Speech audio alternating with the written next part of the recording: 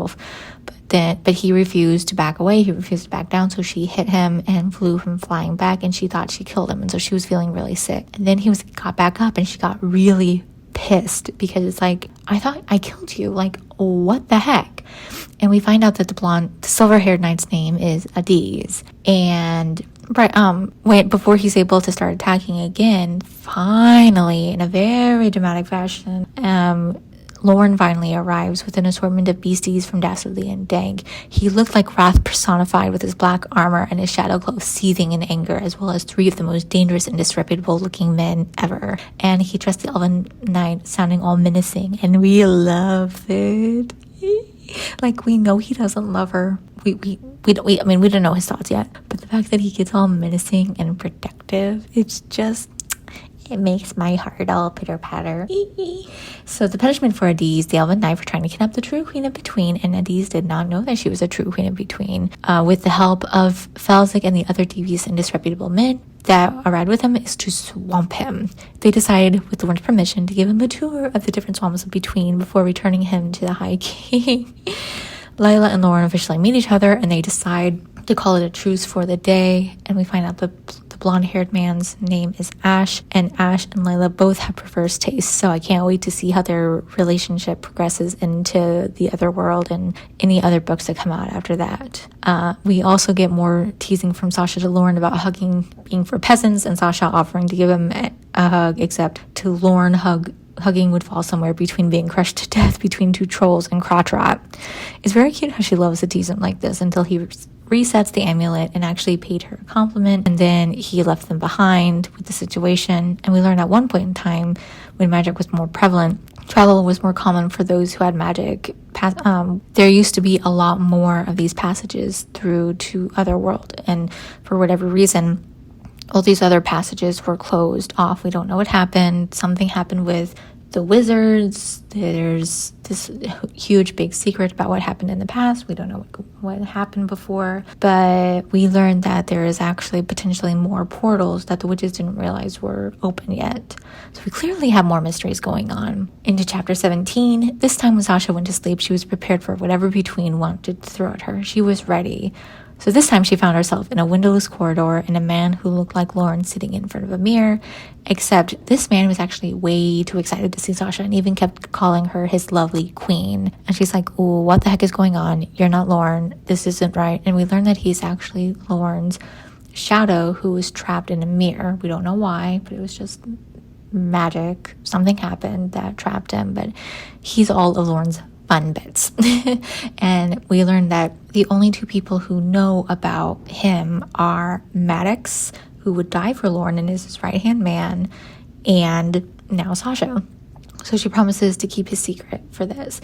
And just as she was about to wake up, she's tugged away from waking and deposited into a stinky, slimy area for some reason. We find out that the reason why Between dropped her there was because there was a group of people who walked forward to a gate. So we find out that there is another gate that they have access to. And we also learn that every time she dreams, all of these gates open up. And so they're wanting to go through to kidnap Sasha while she's asleep. And we also see that old Mrs. Lancham has fallen asleep on Main Street. The men have strange tattoos with words and markings on their shaved heads, and two of the men, as well as the leader, went through the portal. And that's when Sasha made herself known to the others that she was going to threaten to melt their faces off with pepper spray. And they were I love this bit. They were truly terrified, and they were stepping back. And so Sasha was like, yeah, step back. And then she realized that they weren't afraid of her. They were afraid of something behind her. So she turns and she realizes it's Lauren who's standing there. But he says that, oh, actually, because you're threatening to melt their faces off, you're really the one who's the most dangerous person here at this moment in time. It's just, I love it. So then she's able to return after leaving Lauren to deal with them, and the witches are fine. They're all fantastic. Old Mrs. Lancham is perfectly fine. They dealt with all the madness. They dealt with the wizards, got them all taken care of and handled just fine. But we also learned that the witches are a lot more flustered about all this than they were wanting to appear to Sasha. In chapter 18, we begin with Mason Barnes advising that there is a monster on the windowsill, and thus begins a day of absolute chaos with various monsters. But Sasha wasn't listening at first, and so the monster was giving rude signs, and this bit was so cute too, because the kids wanted to put him in timeout because of the rude sign. I love it. But she realizes that everyone is in danger because of her, because there's all these monsters, and she was telling the kids, hey, get behind me while I deal with this. And she realizes that this was a goblin that was going on back there, and she and goblins, as part of Dastardly and Dank, like to kidnap children. That's one of the things that they do. And so there's all of these monsters that are there, like imps, goblins, brownies, all sorts of other creatures that are running around. And so they all get out into the playground area, and all the other witches are taking care of them as well. And so she calls for the Shadow King to help. And Sasha sees this really strange unicorn horse creature headbutting her car. It's like, and so we get back to the beginning of the very first chapter, the prologue, when Sasha reluctantly agrees to go with Lauren back, because she knows, like, hey, I keep on putting everyone in danger, and it's just getting worse and worse and worse. I need to fix this. I need to stop this. And so the king advises that she will leave the next night, tomorrow evening, which surprise Sasha. And Mason Barnes became best friends with a winged lion cub, Dryan, and he named him Bunyan, and he gave him candy. And it was just really cute with Lauren, because it's like, because Mason asked, can he eat candy? And he was like, oh, let's see. And so Bunyan ate the candy and then burped flames, and he's like, oh, that's different. That doesn't happen. So yes, Mason wants to keep him, and he's like, yeah, you can keep him. That's totally acceptable. They will grow together. Sasha's like, no, you can't do that. So Lauren makes all the creatures leave, and he picks up Bunyan and goes with him. And the kids want to have a final act, because the teachers say, oh, look at the magician. So he pulls out a dragon, like a dragon head, and he's like, oh, look at you, my beauty. And he sends her back and everything. And he tells the kids, and when they get all that taken care of, finally, when they're back in the classroom, she tells the kids that she is going to be going away for a few days. She's getting married, and the kids all get upset. It's all very sweet. They fell in love with her. And in chapter 19, Sasha comes back and tells Lila all about what happened. And unfortunately, Lila still hasn't found a way to make Plan A work. So she's going to continue to research Plan A, even while Sasha is in between. The girls decide to come up with a contract as the second boon that Lauren has to agree to in order to keep Sasha safe and alive. Because, especially since in most fairy tales, the girls are usually young 16-year-olds who know nothing about the world, and they only think with their pelvises and not their brains. These are two grown women who've had plenty of time for their hormones to settle down, for them to experience all the pelvic fun, so they need to look like they're smart. They can figure this out. And so after coming up with the plan, and as the last hurrah before Sasha leaves for between the next evening, the two get drunk on Miss Adeline's third best rug and drink 2 bottles of elderberry wine. And Lila's realizing, hey, no, these are fairy tales of failsafe, but she's too drunk to remember this right now. But Sasha wakes up in the Shadow King's bedroom upon a cozy, soft rug and calls him a lurking lurker because she's drunk. And they have a very cute little conversation where she's drunk and Lauren's just amused. And so Sasha tells him that he officially has a warm, dry towel voice. And the actor that they picked to read Lauren's part has that perfect warm, dry towel voice. I love him. I love his voice. I mean, it's just so good. So good. So very, very good. But yes, he has the perfect voice for this. But they have a very cute conversation, and we also learn that Lauren does not have any emotional entanglement, so there's nothing for Sasha to worry about in terms of the relationships or anything like that. We're all good. And so in chapter 20, next morning, the girls wake up hungover, and it's the day of Halloween, so the witches are dressed up as witches as a joke. And Lila is going to negotiate the contract with Lauren, and she's dressed as the devil. Sasha also receives 2 new silver cups to replace the ones with the charms and stones, because they're more streamlined and they're more powerful, so they won't get in the way. So they get that all set for her and enchanted, so that's all good. And when the clock finally chimes 6, she summoned the Shadow King.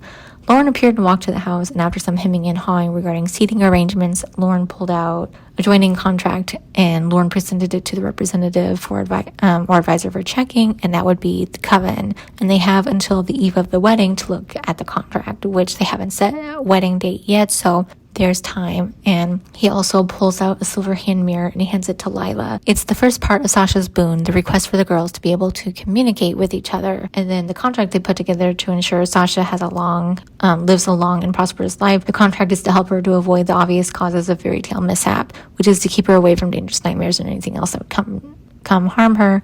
Lauren assures Sasha that as the true queen of between, she would be afforded every protection that the kingdom has to offer with the contingent of guards and Lauren's own safeguards. But the problem is that there's things that may be obvious to them to avoid, but Sasha's brand new. She doesn't know any of this. So that's part of why they drew up this contract. So there are 3 broad categories of potential danger: accidental contact with magical items, particularly those that are evil or cursed, which they have provided a label system for. Non-dangerous magical objects have a pink sticker labeled safe magical objects, and dangerous magical objects are lethal ones with a fluorescent yellow.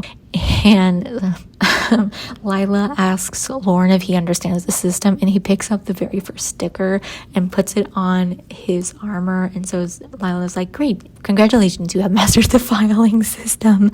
And they want all the dangerous magical objects to be put far away, far out of reach. So the second threat are other people, and so Lauren doesn't have anyone family-wise for them to worry about, but there are potentially a lot of ex-lovers who may want to hurt, or any other people who may want to hurt Lauren, like any other enemies, and so will do so by hurting Sasha. So he offers to put a list together of both for Lila. The final category is inadvertently consuming magical or poisonous food items. Maddox is Lauren's advisor, who will be on hand should she have any questions, and Sasha will be staying in the queen's rooms, and the rooms are currently being redecorated. Heaven help her, as we will learn in part 2. He signs the contract and is magically bound to it with the help of the witches, and if anything happens to Sasha, she will be immediately brought back to the earther realm. He does advise that he can only sign for himself. Between will not give up so easily, so he agrees to do everything he can to keep her alive and safe and happy. The girls share their goodbyes with many tears, and Sasha and Lauren step out to go through the streets of Old Middleton where the old gateway is, and it's Halloween, so all the kids are out trick-or-treating, and Mason Barnes sees them, and it's just all very cute, and he watches them step through the gate together. And then finally in the epilogue, after Sasha and Lauren have left for Between, Sasha came to the conclusion that what they have to do to get Sasha back out of Between is to do the impossible. They have to beat a fairy tale. Every fairy tale has a fail-safe to win, so they just have to figure out what the rules are to get Sasha to no longer be the queen, and what the required timeline is to do this. So the witches agreed to help Lila out. So that is the end of part 1, Sasha's book. The next time that we meet, which will be next week, I will be starting the second part 2, which will be the events from Lauren's perspective. So we will get a deeper look into Between, into Otherworld. We'll get a look into the politics, and we will get more fun shenanigans, and it won't be the exact repetition of before. It'll kind of be more of seeing what's going on through Lauren's perspective, and we'll get more of his thoughts and everything. But I'm thrilled to be able to continue to do this, and I hope that you continue to enjoy this. If you have any questions, comments, or concerns, please comment them and let me know so that I will be able to answer any of your questions. And I'm really glad I decided to take on this challenge for next year, but there is so much more that happens, and I can't wait to discuss it all with you. Until next time, my beautiful cuddlebugs, stay warm and fuzzy, and take care, and I will catch you next time. Goodbye.